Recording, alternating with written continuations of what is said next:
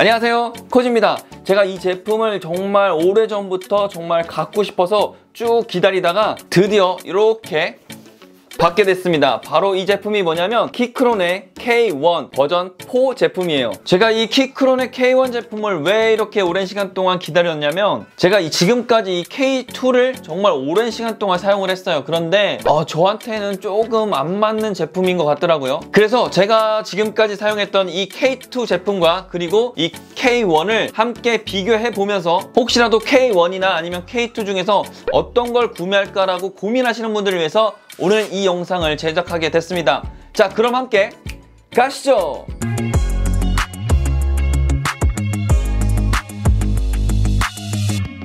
키크론 키보드 하면은 윈도우 그리고 맥에서 사용이 가능하다라고 얘기들을 많이 하시지만 아마 많은 분들이 이 맥용으로 이 키크론 키보드를 정말 많이 사용하실 거라고 생각이 들어요. 키크론 제품을 맥용으로 사용하시는 이유가 이 맥용 기계식 키보드가 그렇게 많지도 않을 뿐더러 이 자판 배열 자체가 맥용으로 이렇게 제작돼서 나오는 제품들이 또 그렇게 많지가 않아요. 아마 그래서 많은 분들이 이 맥용으로 이 키크론 제품을 많이 선택하시는 것 같아요. 자, 그러면 먼저 언박싱을 해보도록 하겠습니다. 자, 이렇게 박스를 열면 이런 스펀지가 있고요. 그리고 키보드는 비닐에 이렇게 쌓여져 있습니다. 자, 그리고 케이블이 이렇게 들어있는데 케이블은 이렇게 C타입 형식으로 되어 있어요. 그런데 모양 자체가 K2와 조금 다른 것 같아요. K2 같은 경우는 약간 이런 기역자 형태로 되어 있었는데 K1 같은 경우는 그냥 이렇게 앞으로 직선으로 이렇게 되어 있어요. 자, 그리고 키캡 6개가 이렇게 함께 동봉이 되어 있어요. 자, 그리고 이거는 키캡을 분리하는 그런 용도로 사용되는 집게예요. 자, 그러면 키보드를 함께 꺼내 보도록 하겠습니다.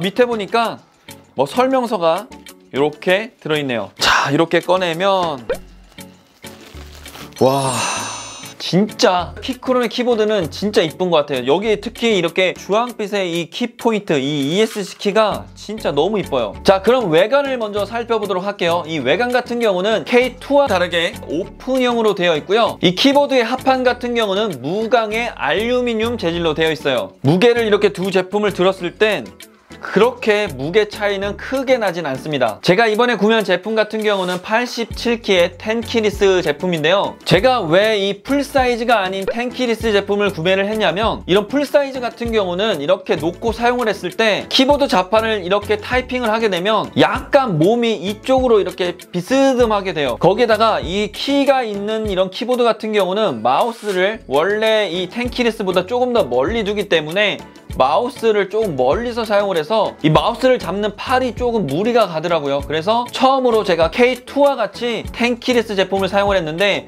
엄청 편하더라고요. 그래서 그 이후로부터는 이런 풀사이즈가 아닌 텐키리스 제품을 선호하게 됐어요. 원래 이 K1 제품 같은 경우는 이 키캡이 블랙 색상으로 되어 있었는데 이 K1 버전 4부터는 K2와 같이 이런 투톤의 키캡을 사용하게 됐어요. 훨씬 더 이 블랙 색상만 있는 것보다는 이 투톤의 키캡이 훨씬 더 이쁜 것 같아요. 옆에서 봤을 때 확실히 K2 제품보다 이 K1 제품이 슬림하고요. 약간 이렇게 비스듬한 모양으로 생겼어요. 제가 이 K1 제품을 정말 기다린 이유가 이 K2 제품 자체가 너무 높다 보니까 오래 사용하게 되면 이 손목이 정말 많이 아팠어요. 그래서 제가 이 대나무 재질의 팜리스트를 따로 구매를 해서 사용을 했었는데 이게 높이가 너무 높다 보니까 이 팜리스트를 사용하면서도 손목에 무리가 정말 많이 갔어요. 그래서 제가 이 매직 키보드처럼 조금 낮은 제품을 정말 기다렸었거든요. 그런데 키크론에서 이 K1 버전 4가 나온다는 소식을 듣고 그때까진 버텨야지 하고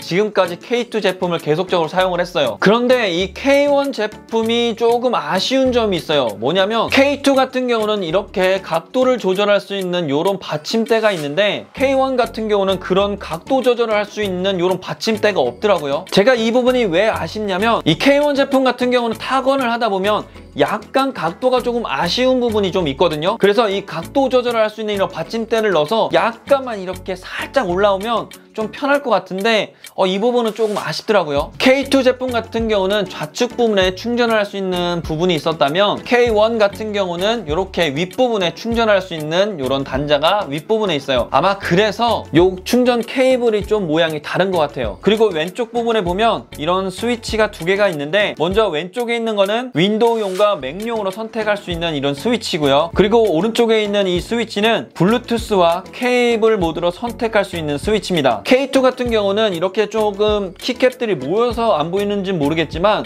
K1 같은 경우는 이렇게 위에서 봤을 때 이런 나사들이 이렇게 보입니다.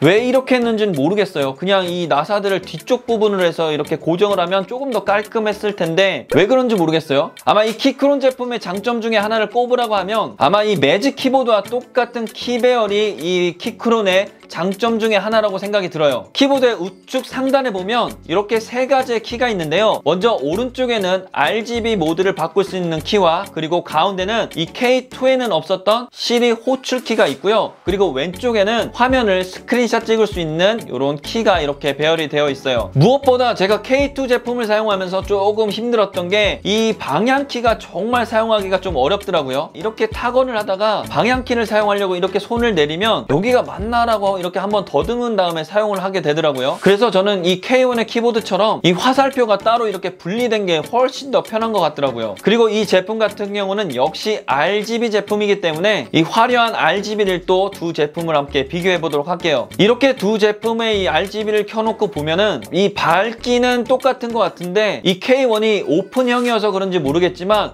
조금 더 밝은 느낌을 좀 받아요. 그런데 역시나 이 두 제품의 밝기가 똑같다 보니까 이 키크론 제품은 이 좀 밝은 데에서 제품을 봤을 때 이 RGB가 잘 티가 좀 안 나요. 키크론 제품 같은 경우는 맥에서 사용할 때와 그리고 윈도우에서 사용할 때 이 멀티키를 이렇게 변경을 해서 사용을 할 수가 있어요. 키캡을 변경할 때는 이 집게를 사용해서 이렇게 들어 올린 다음에 키캡을 이렇게 변경해서 사용을 하시면 돼요. 제가 이전에 사용했던 K2와 똑같은 적축이 아닌 청축 제품을 구매를 했는데요. 적축 같은 경우는 조금 조용하긴 한데 키보드를 좀 오래 사용하면 뭔가 재미가 정말 없더라고요. 기계식 키보드만의 이런 쫀득함과 그리고 딱딱딱 되는 이 소리가 작업을 오래 하면 할수록 조금 지루해지는 어떤 그런 것들을 달래주는 그런 느낌이 있는데 적축은 정말 재미가 없었어요. 그래서 어차피 집에서 이 작업을 할 때만 사용을 하다 보니까 그냥 적축이 아닌 청축을 구매하게 됐습니다. 자, 그러면 한번 타건을 해보도록 하겠습니다.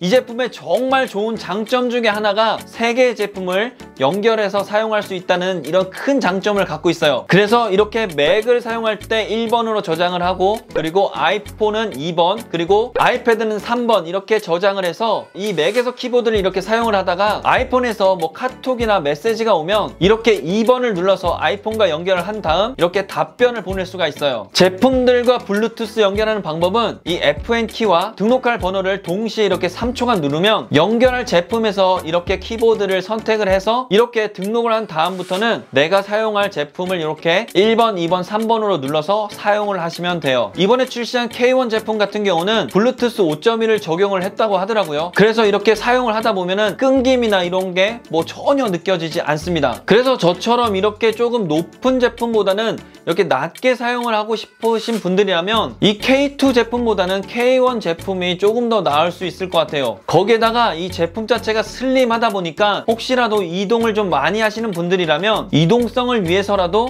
이 K2 제품보다는 K1 제품이 더 나을 수도 있어요. 어떻게 오늘도 도움이 되셨나요? 그렇다면 구독과 좋아요 잊지 마시고요. 저는 다음에 다른 제품으로 여러분들을 찾아뵙도록 하겠습니다. 감사합니다.